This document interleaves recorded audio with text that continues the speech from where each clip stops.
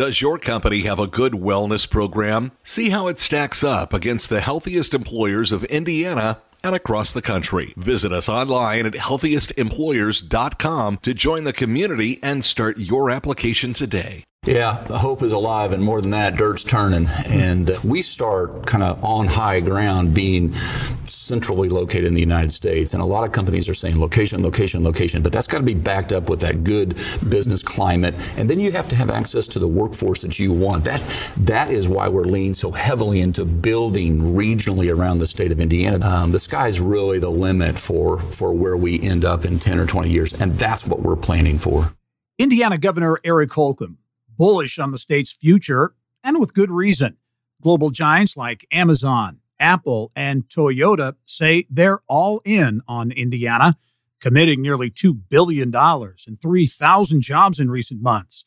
Deals all sealed while the state navigated through a global health crisis. Indiana's 51st governor, described by political observers as a pragmatic leader and consensus builder with a focus on bread and butter issues. But there's a lot more to Eric Holcomb, like the 44 presidential autographs he's collected, his extensive stockpile of baseball cards, his love for cowboy boots and Indiana basketball, and his passion for all things Hoosier. Get to know the leader of the state of Indiana, Governor Eric Holcomb, on this edition of the Business and Beyond podcast.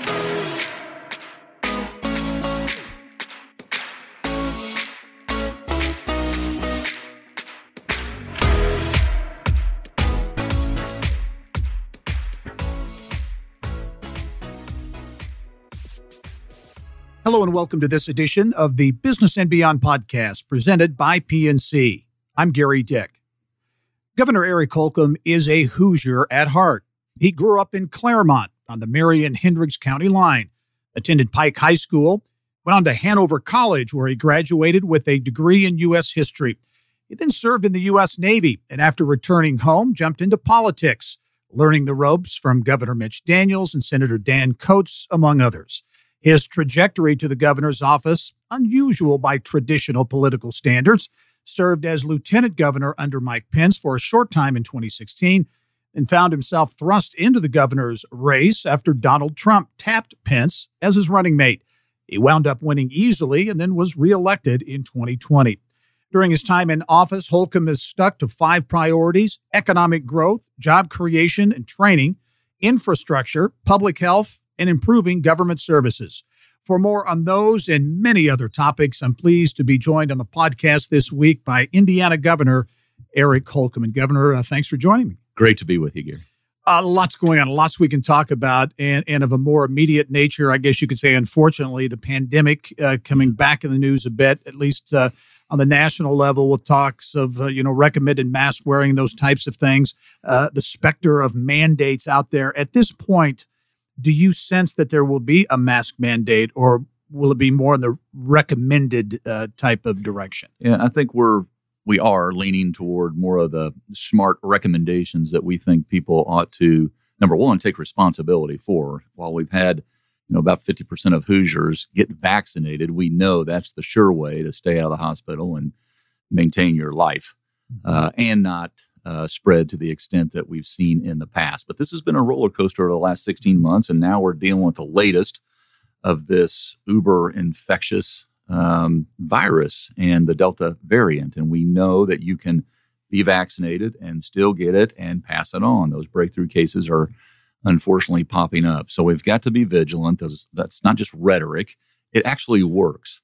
And, being fully vaccinated is true freedom. And I would encourage everyone to do that. Then look at their profile, look at their social influence and who they're around. Are they around people who are compromised? Are they around elderly? And what is your environment? And take precautions accordingly. Do you sense there will be any need on your part, the state's part, to enact any additional measures at this point? I mean, this is, I want to say, a hot spot, but certainly there's more activity here in Indiana, to be sure. Well, I think we're at a point right now, I know we are, where we're managing our way through this.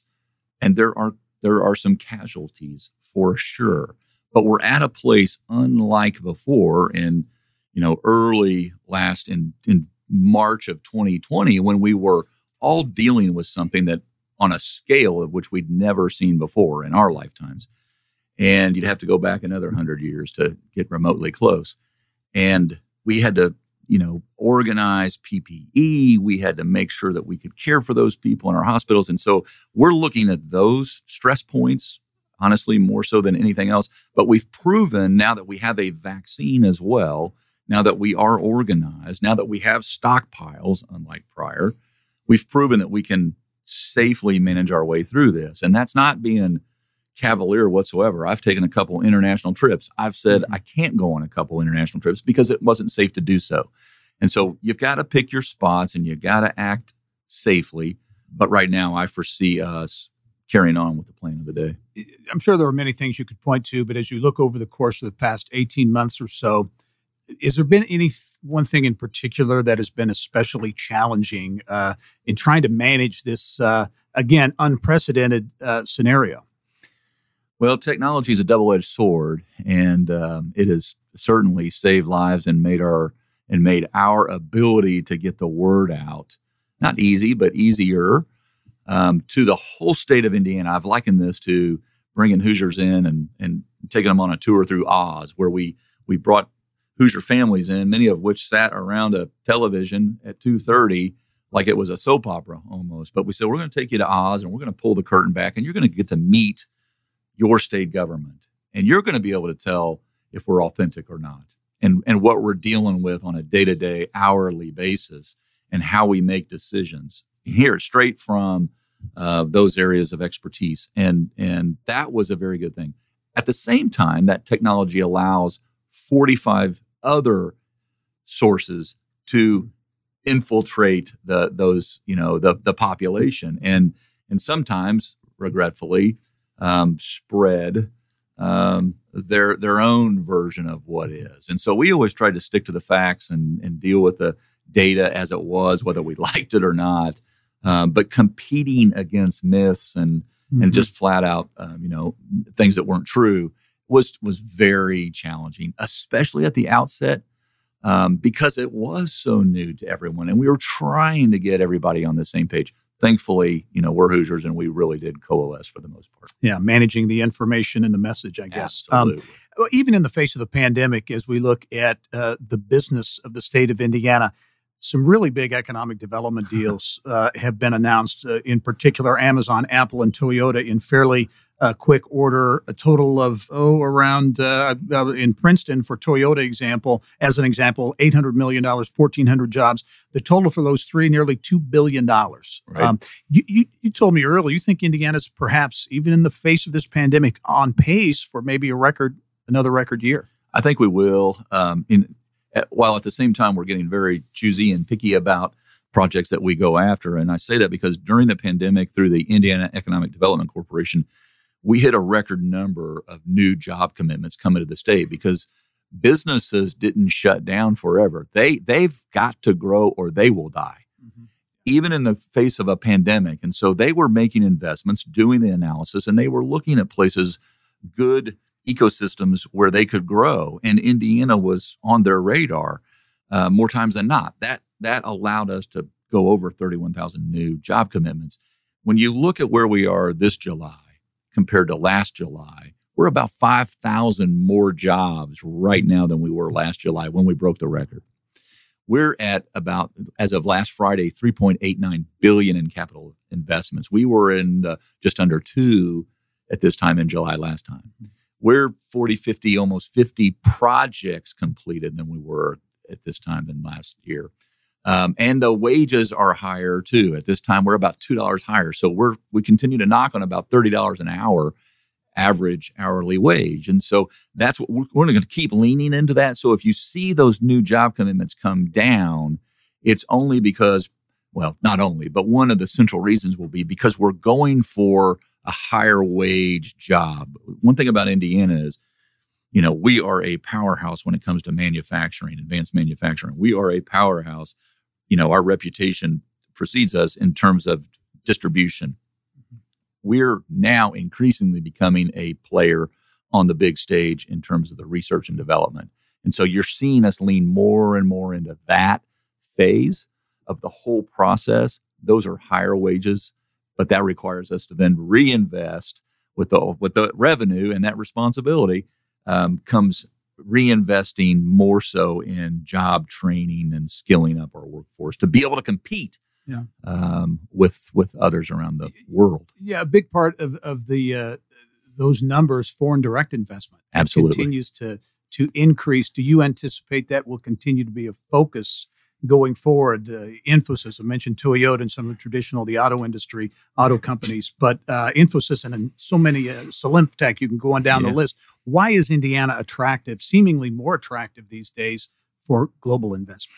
Well, I mean, you can speak to that in a general sense, and then you can get very specific. But in general, I would say we've developed a reputation over the last, going on almost 2 decades now, of being a place of certainty and predictability and stability and now continuity. And those things are kind of, they don't just jump off a spreadsheet when you're a site selector and you're looking at what's in front of you right now. But that's developed. Our reputation is developed as a place where you can invest and get a good ROI. Specifically, we have never taken our foot off the pedal over the last almost 2 decades, meaning we continue to invest in our infrastructure. We haven't, and we're investing more. And so when you look at in 2017, our annual Department of Transportation budget for roads and bridges was about $2.2 billion. It's now $3.6 billion. And we've renegotiated the lease on the toll road, and it threw off another $1 billion on top of the $3.85 billion that my predecessor, Mitch Daniels, did in the first place. And we were able to, look at projects that were sitting on shelves forever. So we didn't just catch up. We've actually taken advantage of this momentum, and we continue to invest more and more and more. So we invest in our place, in our location, we invest in our workforce, and then we make sure that we're keeping that economic side of the ledger, our tax and our regulatory environments reasonable and rational and again, consistent, so that people, when they do the math, it makes sense for them. Another X factor, I should say, so maybe it's the Y factor, is we are also now, unlike ever before, because we can, we've positioned ourselves to invest in quality of place.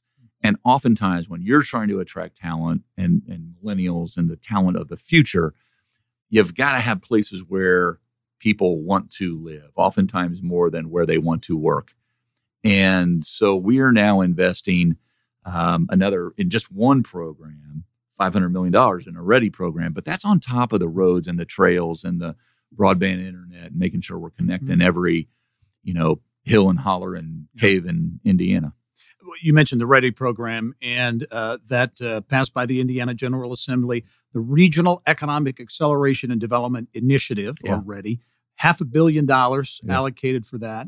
And it's really about regional collaboration, talent attraction. How important, in your view, is that program? Because I'm of the opinion that I say rural economic development, but development outside of central Indiana is really important. I think it's a big issue. Yeah, I think that's what's lost on a lot of folks is they hear the big number, the 500, and that's going to equate to $2 billion, by the way, or 50 million per region if it's 10, and so 200 million, because there's a ratio there of what we put this skin in the game, and it's matched and raised.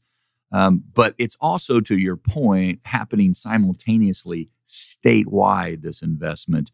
And it's going, what maybe is most important to me is it's going after regional development. We are blessed in the state of Indiana to have the West Lafayette's, to have the Columbuses and the Bloomingtons and the Muncies and the region, and to have these Elkhart and South Bend, Fort Wayne, Evansville, Jeffersonville, River Ridge, all these regions, these hubs. But it's not just what's happening in the most urban part of that, but what's happening around it. And as we see people start to invest, they're not just investing in a place, they're really investing in a region. And they're looking at, do I have access to road and rail? Do I have access to an airport? Do I have access to a college town? And how are we erasing the lines, be it political lines, county lines, city limit lines, because that's how they're attracting their workforce. I was just down talking with Boston Scientific in Owen County, and they said, we've hired about 400 more people since you were here. I said, I thought you were 1,000 people already. And they said, yeah, about 1,400. So where are you getting these people? And they said, Puerto Rico and Costa Rica. So they're moving folks from one plant here. And now all of a sudden, Spencer is 14 miles away from Bloomington. That's nothing, right? And so if you can tap into your region, erase those lines, really good things can happen. Plus, you're not spilling your resources or wasting them or, being redundant and saying we all have to have an airstrip in our right. county if you're a county of 16,000. Quickly, do you think Indiana is getting it now? That whole erasing the county lines and being regional has been a tough sled for, a number of years around the state. Do you think folks are getting it around the state? Gary, more so than ever. And I just say this, number one, we have a long history, right? 1816, and we were carving our futures out of the forest, literally, and been there, done that, looked at canals. We're also a very kind of resilient, independent-minded lot as well, where we're carving out our futures, where it could be the Irwins with Cummins and folks that just said, we're going to go do this, Cooks, et cetera. There's so many examples. But what I'm seeing now, and my evidence is anecdotal for sure, but I now on a daily basis get emails and texts and pictures from people in their regional meetings, almost saying, hey, Governor, we took you seriously. Look at our group. And there's some pride. There's a pride factor there that says we're all in the same room and we're learning things about our vulnerabilities, our weaknesses, our strengths compared to 14 miles away. And how do we come together and solve this? And we're going to get there a lot faster. So I think this is a real big step in the right direction. All right, Governor, each week on the podcast, we have what we call a 2-minute drill where we ask you some quick questions. I like it. Yeah, if you're game, we'll do the clock's ticking. Here we go. All right. What's your favorite way to relax? Favorite? I got a couple. I guess sitting on the back porch with my wife and laughing would be number one. And or if she is unavailable, going to sports with buddies. Got it. And I'm sure Henry, your dog Henry's on my lap usually. Okay, gotcha. How about hobbies? What are your favorite hobbies? Anything sports related. Collecting is probably obsession would be an understatement. Addiction would probably be closer. I need to be on a program. But so baseball cards. Right? Baseball cards, the latest. You mentioned that at the outset. I'm trying to, I guess, buy my childhood back. All those things that I gave away or used in my spokes and my bicycle tires. Like I just wish I never would have. But you come to an age where you want a car or you want to buy gas or buy your insurance and you got to move something. But so collecting and look, I just went last week to the 12 and under girls softball game out in Whitestown, Indiana. And it was a blast. And to be there with friends, there's just nothing better. Yeah. How about your favorite snack? Chips, and typically with anything on cheese on it. Oh, perfect. Okay.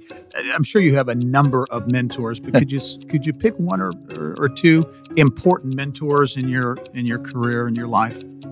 Yeah, one or two. Tough because I've lived different lives. You mentioned the Navy. Mm-hmm. I had some very influential, positive commanders in my life that really helped me get flying straight and serious. Not that I was a hellion, but I got very focused in my time in the Navy, and you might say I wasn't as focused prior. Secondly, there's just no question working for my predecessor, Mitchell Elias Daniels Jr., had a profound impact on my life. We'll be eternally grateful, and even more so that he decided to stay in Indiana at Purdue while I'm governor, and I hope he's there every year I'm governor. He had a complete role model, very high expectations, which was in line with the Navy experience, always measuring everything, almost to an annoying point, but the results speak for themselves. And then I would say Dan Coates as well, in that I had just followed him from afar for much of my life and always thought of him as a statesman, and then to have the opportunity to work for him. You mentioned also at the outset serving as Mike Pence's lieutenant governor, and that felt like 20 minutes. I mean, it was a very it was fast duty, But carpe diem, you gotta seize the day. Oceans or mountains? Oceans. Okay, water. And a final one, and very apropos for you as being a sports fan and a guy who has hit a shot right in all 92 Indiana counties. Yes. Single class or class basketball? It puts you on the hot seat. No, I mean, I'm going to admit it, and I will go toe-to-toe with anyone who disagrees. Class. Okay. I only wish, maybe I can get the legislature to take this up. I only wish the classes didn't play each other. Yeah, at the end. At the end. Yep. Yeah. So you'd still win your class. I had the opportunity when we hosted all 68 teams for March Madness. I went to the 2A game, and then I went to the Final Four. And I watched Gonzaga, UCLA. So watched 2A, went over, watched Gonzaga and UCLA go into overtime. And I watched the high school game go into overtime on my phone, watching UCLA in the stands, and then got in the car and turned on the radio, and the Pacers were in overtime with the Spurs that same night. Wow. So that was heaven, nirvana. That is a hoop lover's dream, to be sure. My God. Yeah. We're from Indiana. Damn proud of it. Very good. Well, much more with Indiana Governor Eric Holcomb when we return, including growing up in Indiana and his path into politics. That's when the Business and Beyond podcast returns. Stay with us.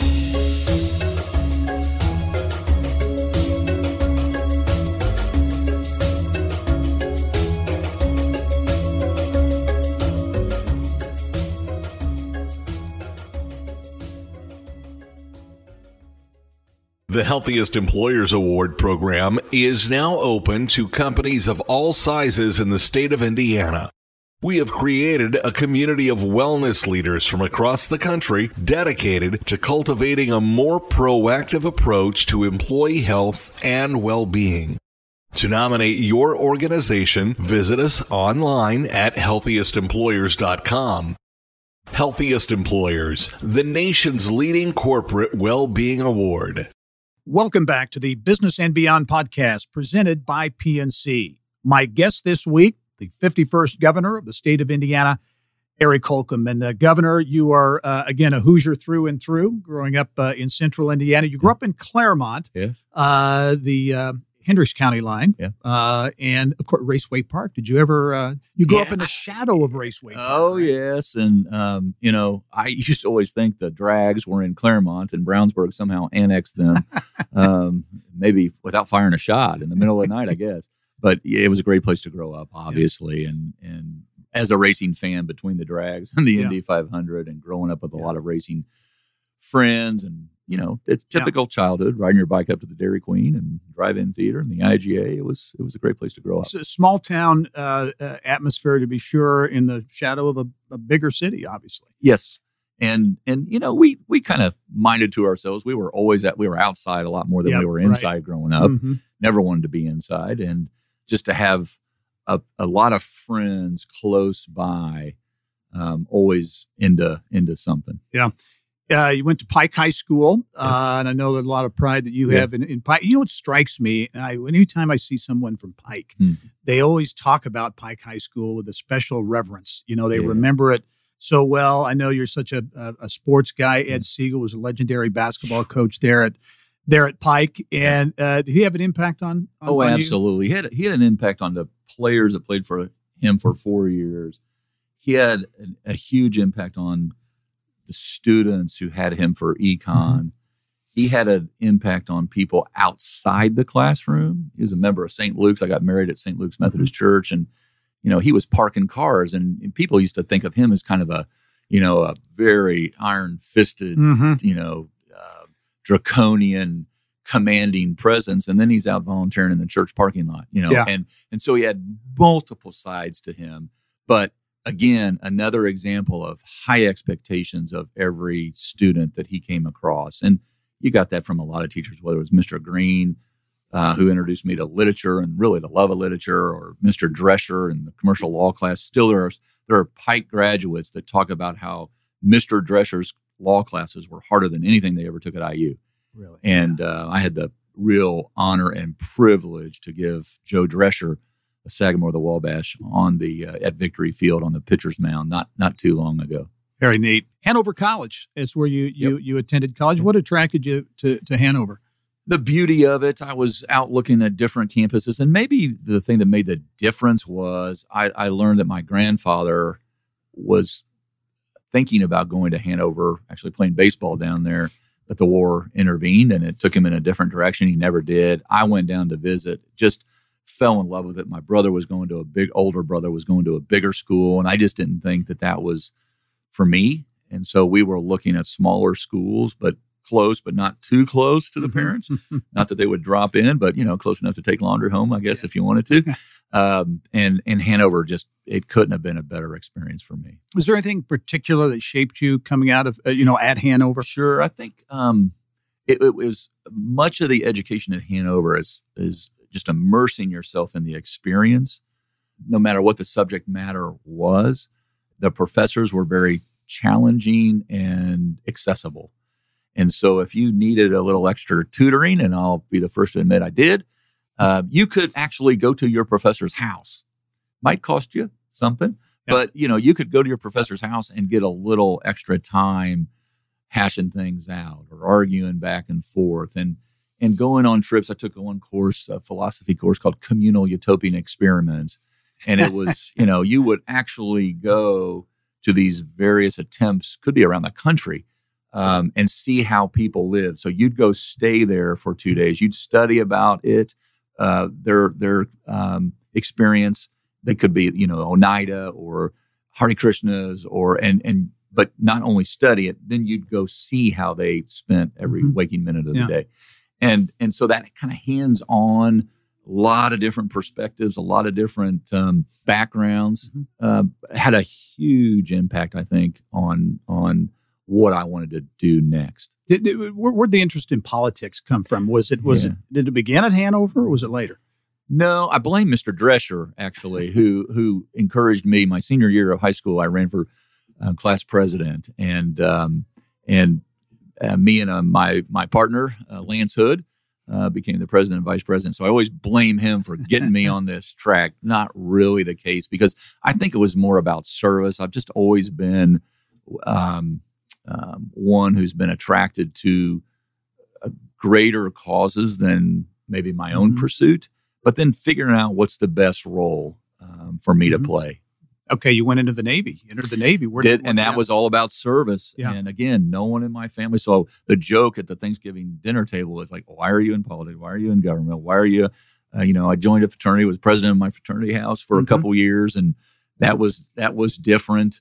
When I went to Hanover, my mother and father went to, my father's a Purdue grad and my mother's in Indiana State. She was a career teacher. I actually had my mom. I probably should say she's my favorite teacher, but had her for reading. Not that she was fair about it, but I'm over it. But, so a lot of different experiences about service, and certainly the Navy. That was it came at a point in our history where it was started with a conversation, how one thing leads to another. And a person that happened to work for, he was a Hanover graduate and happened to work for the NSA. And he said, you keep talking about this, but put up or shut up, like you're going to regret not going to serve. Because I was talking about how I've done so little for so many that have done so much more than I could ever envision. And he said, step up, big boy. And so I literally signed up, went home and told my parents that I had joined the Navy. And what they think about that? Well, my mother said, "Oh, that's a noble pursuit, and I can't wait to talk about it." And I said, "You don't understand. I already signed up. Like I know when I'm leaving." And it was around Desert Shield Storm, so you can imagine her reaction was, "I'm proud of you, but like, why do you you pick these times?" And that's why I decided, and I didn't want to look back with any regrets. Yeah. Returned back home, and that's when you really got into politics, right? I did, yeah. And talk about that, your entry into politics. Yeah, I think what really got me, I arrived back home. I moved to Vincennes, Indiana, where my mother was raised, and my father was raised in Oaktown, Indiana, which is, I guess, a suburb of Vincennes. Very close. Right? Yeah, very close. And I moved there as a lover of history. There's so much there. And my parents once again said, wait, we moved away from there for jobs. What are you going to do? And once again, I said, I don't know. I'll figure it out. But I was raised to kind of pursue things that you're passionate about. And I think you'll never know your true potential unless you're on a path of your own passion. And or you won't even get remotely close. And so I moved down there and got first connected with a congressional member, and then got exposed to, in that whole 8th district, to a lot of different mayors. And I actually found it fascinating, the job that mayors had. And so I helped one in Vincennes, and he had a couple terms, and then I met a lot of others. And then, my story and you should probably ask Mitch Daniels how he remembers it, but there was a lot of discussion in the state of Indiana, 2002 time period, and about him maybe running for governor, people wanting him to run for governor. He was just the budget director of the free world at the time, right. for the president. And I just went out on my own and met with him and handed him a 4-page document that said, if you're seriously considering running for governor, these are things you ought to be doing right now. Didn't know him. But you had some definite ideas for him on paper. And by the way, that was thrown back to me years later. And to his credit, he, I handed it to him and he said, who sent you? And I said, I come on my own. These are only my thoughts. I just wrote them in the back room of my house and been thinking about this, and we need someone from the private sector to come to. And the next morning, I flew home back to Vincennes, and the next morning before 8 a.m., he called and he wanted to talk about those thoughts. Really? Wow. And that analysis. And that's when I thought maybe he has an interest. And he quickly got me connected with some other like-minded people. He said, I'm not the repository. I've got a job here and I got to stay focused, but there's some like-minded people you should meet with. And when I got to my office, I had a message on the machine from someone he had also called that said, connect with Eric Holcomb. He's got some interesting thoughts here. And they said, how about if we meet in Indianapolis? And I said, I've been there, done that, not impressed. How about I'll meet you halfway? And they said, name it. I said, Double N Diner in Brazil, Indiana. And that's where we met. And Clay County. Clay County, Indiana, baby. Yeah. And that's where we met, and coconut pie, and, half an hour lunch turned into hours, and one thing led to next. And next thing I know, I sold my house and moved up here to be part of that endeavor. Wow. What was working with and serving for Mitch Daniels? What was that experience like? I'm sure you could go on for a long time talking about that, but to kind of crystallize the experience. Yeah, laser focus, knew why he was there, wasn't going to waste 1 minute, attracted, not referring to myself, but attracted a lot of talent, a lot of servant-oriented people who could be doing 99 other things. We always knew where we wanted to go, and then figuring out how we resourced ourselves, how we equipped ourselves to, as a team, realize that. And I just couldn't have had a better role model, and probably why I felt comfortable enough to pursue what I'm doing right now. Not that I'd seen every scenario. No one, Civil War, global pandemic, right? There's nothing really that prepares you for that.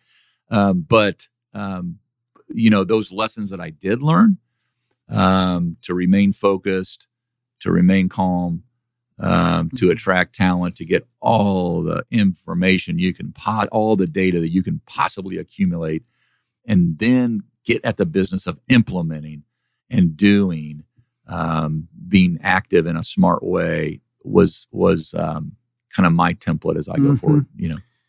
Turning point, certainly in your political in your life, was while you were serving as lieutenant governor for Mike Pence, right? 20 minutes, and you, you were a few months actually. You were selected as Sue Ellspermann left the job to go to Ivy Tech, so you're selected as lieutenant governor. Then, not long after that, Donald Trump says, "Hey, Mike Pence, I want you to be my VP." How did you find out?